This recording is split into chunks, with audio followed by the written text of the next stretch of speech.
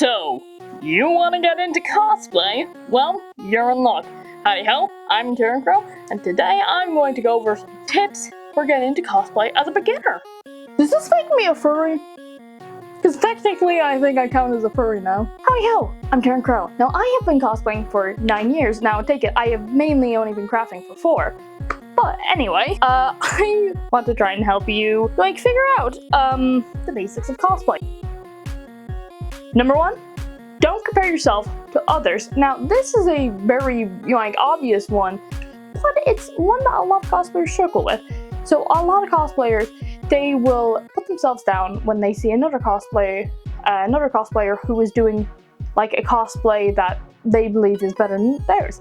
But they always forget that this person could have been cosplaying for 10 years. They may only have been cosplaying for a year, less maybe. This person may be working in the industry, while they may not. You don't know what point someone is at their journey. So, sometimes it's best for yourself and your mental health not to compare yourself to others.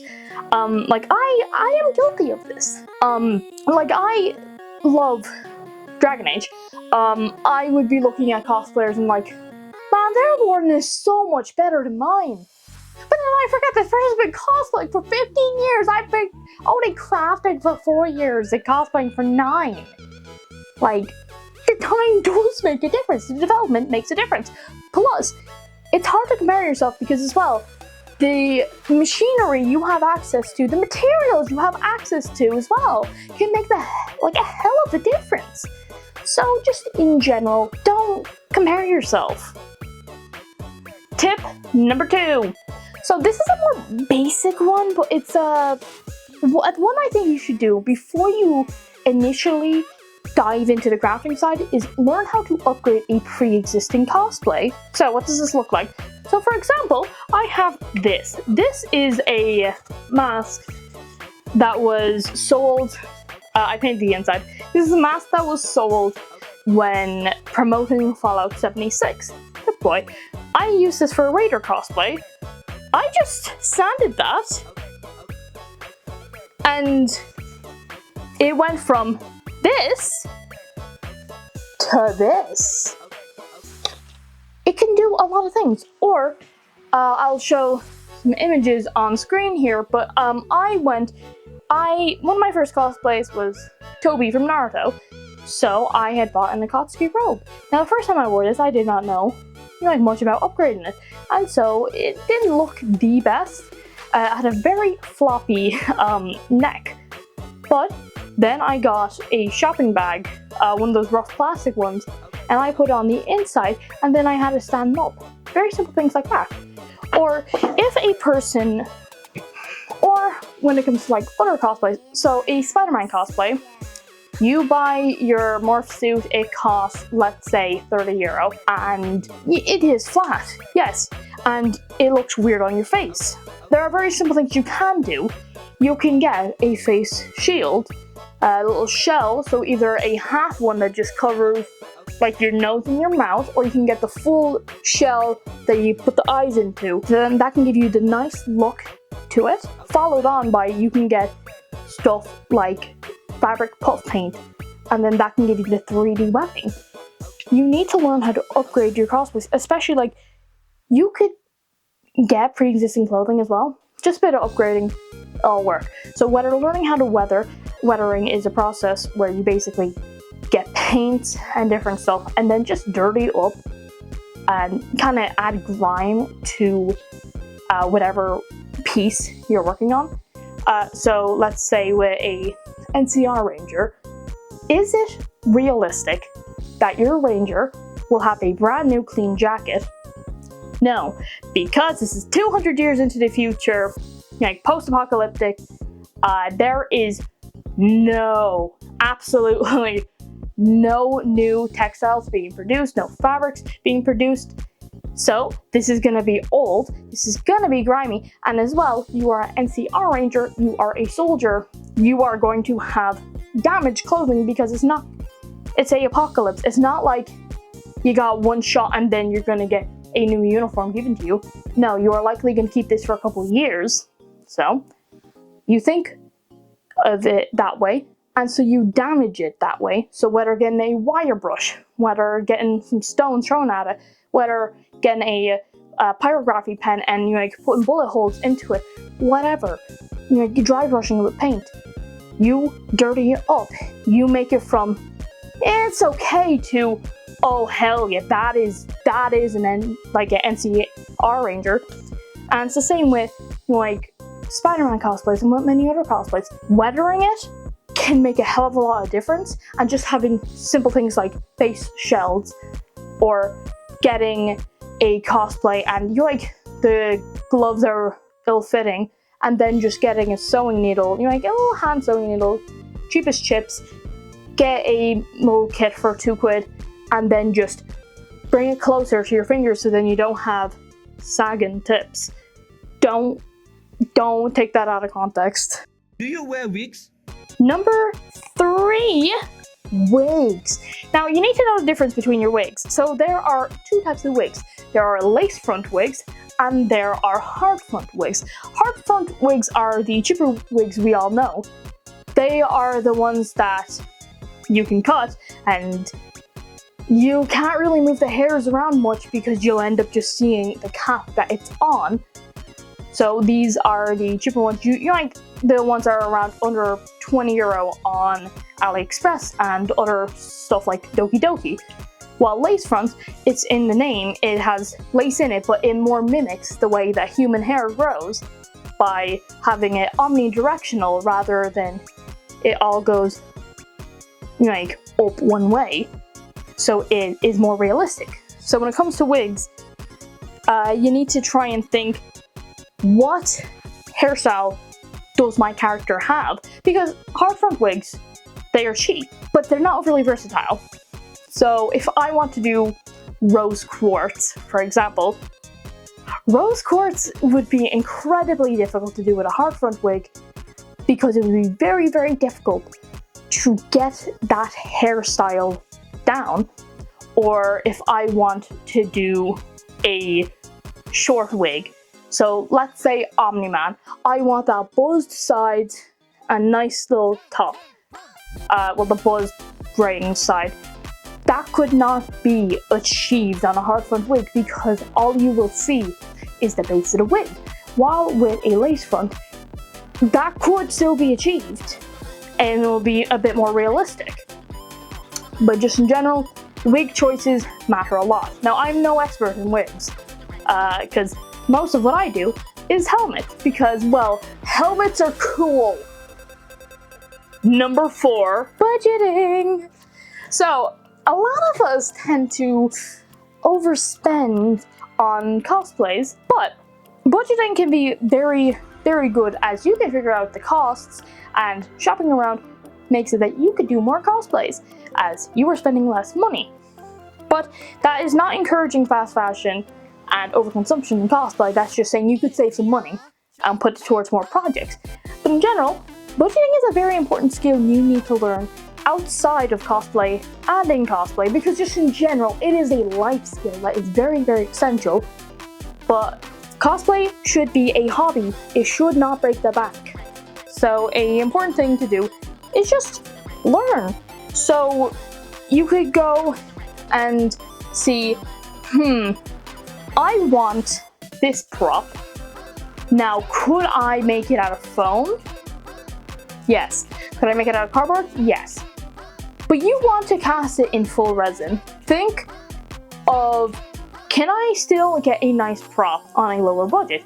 You could go with foam. You could go with a 3D print. You can go with lower budget things. You can get more out of your money and get as good, if not better, props on a lower budget.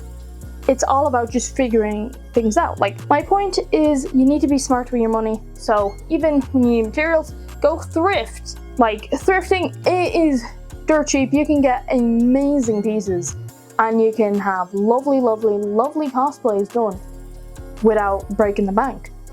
Just think smartly. You don't always need to go and let's say you're doing a overhaul cosplay. You could buy it and it'll be 90 quid, or you could buy the mask for 15 and then you can go to your thrift store or you can go to your Primark slash pennies, or you can go, like, to Depop, you can go to Vinted, you can go to whatever and just buy the jacket. And sometimes it'll look much better. You don't always need to buy it. Sometimes making is cheaper and sometimes thrifting is cheaper, so just be smart with your money. And but then there's stuff like patterns. Patterns, in my opinion, is where the money really adds up. Because patterns, you could be looking at a cosplay pattern costing 70 odd euro. That is a hell of a lot of money for a pattern. That's before the materials, that's before the actual crafting time. That's just the instruction essentially to make it.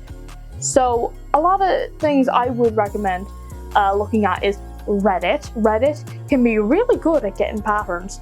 Pinterest, YouTube. Like, there's a lot of YouTubers who will offer free patterns. Like, I don't necessarily know on the sewing side because I'm still new to sewing. But on the prop side, I will always say much props. This man, legendary, thousands of free patterns. And then Punish props as well, they're great. Evil Ted has some as well, but always just try and look around. There are a lot of different websites where you could just get free patterns, and sometimes, like, it's just better to do it that way because, oh my god, patterns add up very quickly because, oh, you need a pattern for the helmet. This place is selling it. Oh, what about a pattern that will work for the body?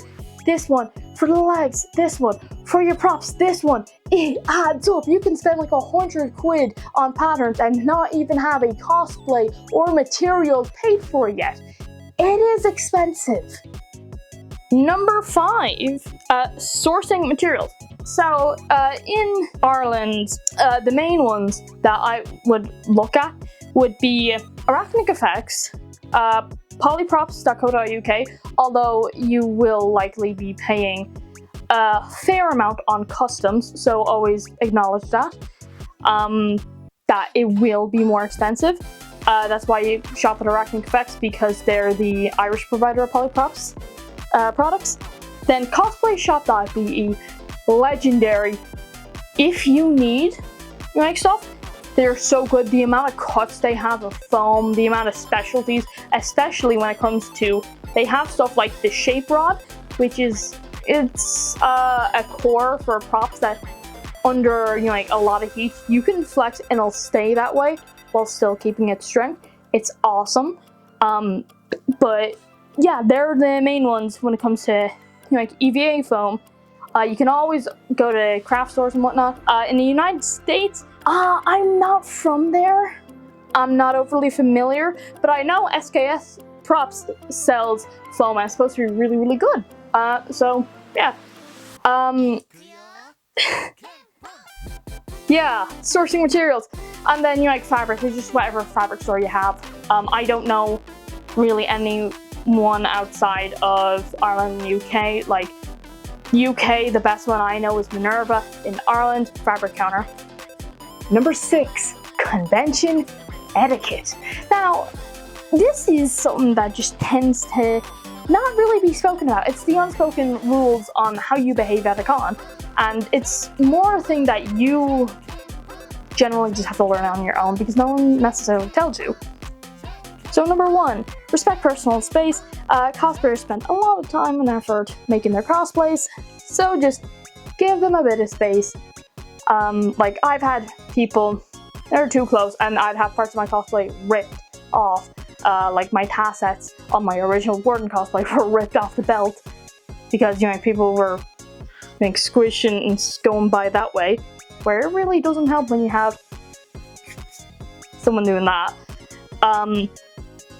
And as well, just respect people's personal space and bubble. Yeah, ask before taking photos. Cosplay is not consent. You must ask. Do not take a photo of someone without asking. Do not, do that. Just go, hi, sorry, can I get a photo? It's almost simple as that. It's generally just a bit of respect. Be mindful of crowding.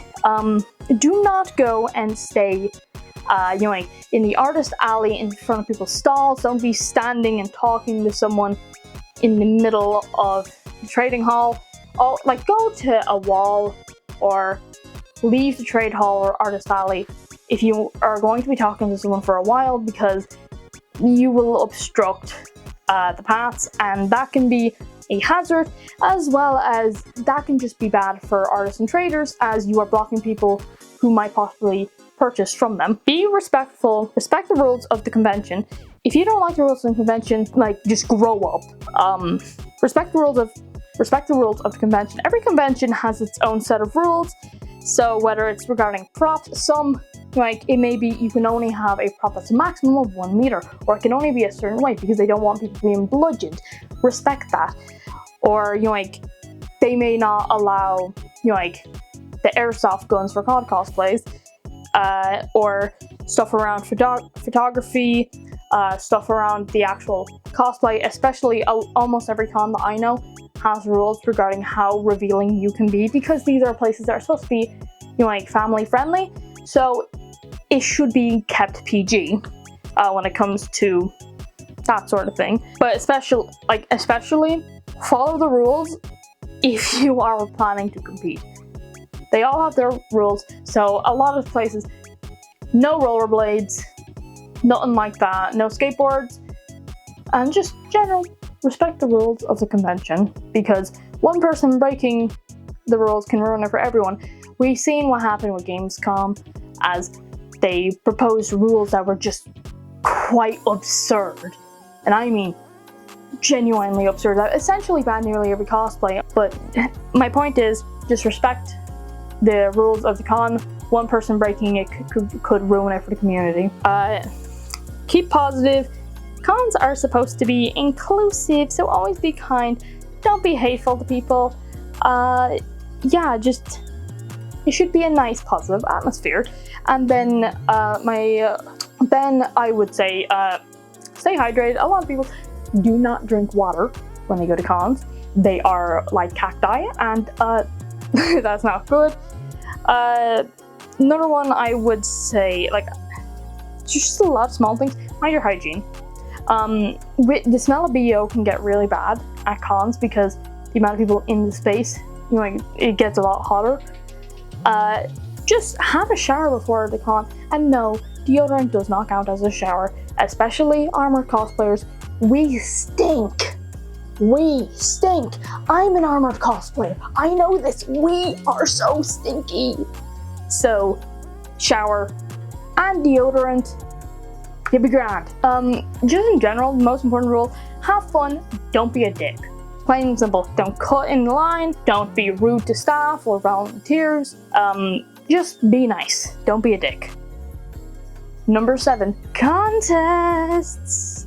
So, you signed up to a competition and you don't know what's to be expected. Well, when it comes to competitions, there are 2 main types, at least in Ireland: masquerade and pro competitions. Now, masquerades are usually just walk-ons, so your name is called, you walk along, and typically there's no prejudging with this. So they are relatively fine. You'll get your email from the con telling you what time, and it will tell you the details of where to meet and how many spots there may be on stage for posing and whatnot. So, like, I had recently done one at a Comic-Con. This is what a masquerade looks like. Now, these can have a lot of different categories. It's really up to the con how they run it, but it's mostly catwalks is how a masquerade is ran. Now, another one is pro competitions. Now, a pro competition, what happens with a pro competition? Pro competition usually has prejudging. Now, what is prejudging? Prejudging is when you need booklets that show your build book. So, for example, here is my recent build book. This is for a Rook. So, we have a page that shows the gloves and talks about the gloves. We have a page that talks about the armor, shows the armor being made. Gambeson, the undershirt, the props, and extra details, and then it has the references. These basically show a judge that you had made your cosplay and you will be asked about your cosplay. And in prejudging, this will happen almost always when there is prejudging. Your scenes will be flipped. Your props will be looked at. They will look for scenes. So if you have a 3D print, for example, they're going to see, can I see any print lines? Or if you have a foam prop, they are going to look at the neatness. They will look at the neatness of the prop. This would not be considered overly neat. And see here,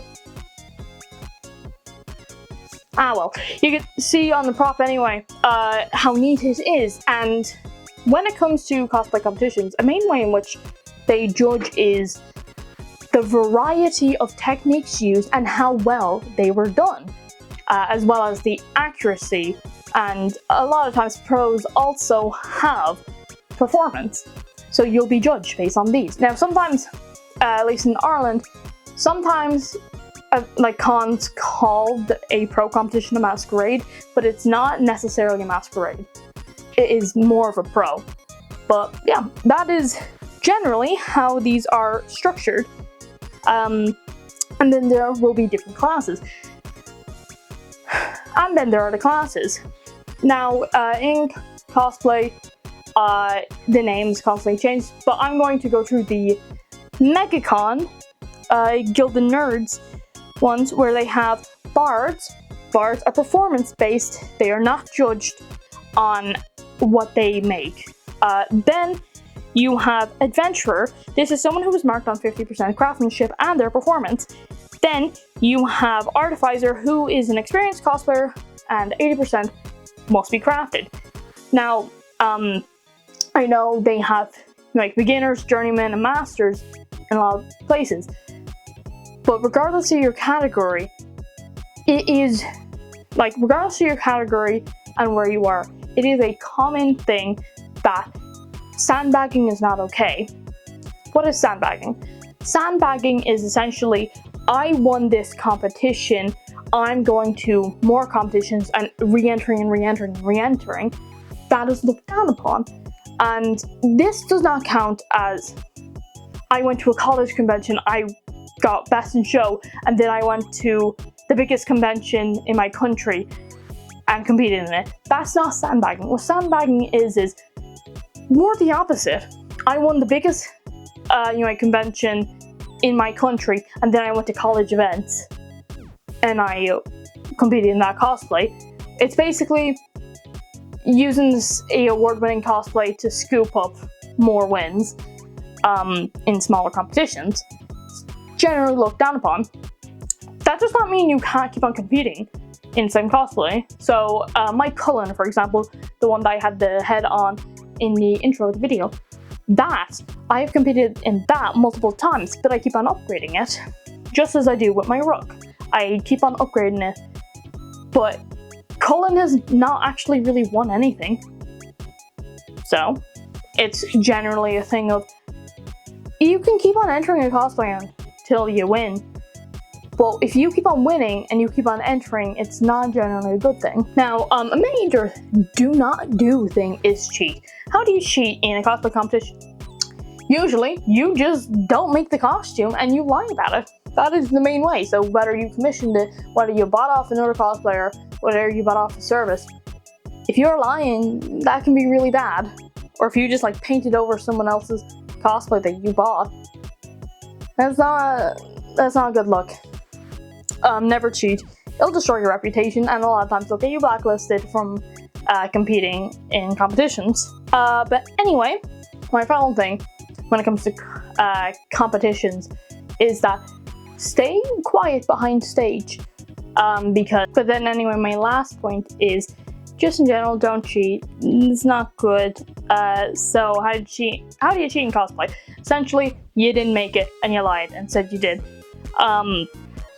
But yeah, my final point for competitions is that when you are off stage, either behind it or to the side, don't be talking overly loud, and just try to stay quiet, because if someone's on stage let them have their moment. Respect that. You don't want someone's performance being drowned out by a bunch of people chatting. It's not fun to be that cosplayer. Anyway, thank you for watching. I hope you enjoyed this video. Don't forget to like, and yeah, if you have any questions, leave them in the comments below. Have a nice day and stay hydrated. I'm Taryn Crow. Have a nice day.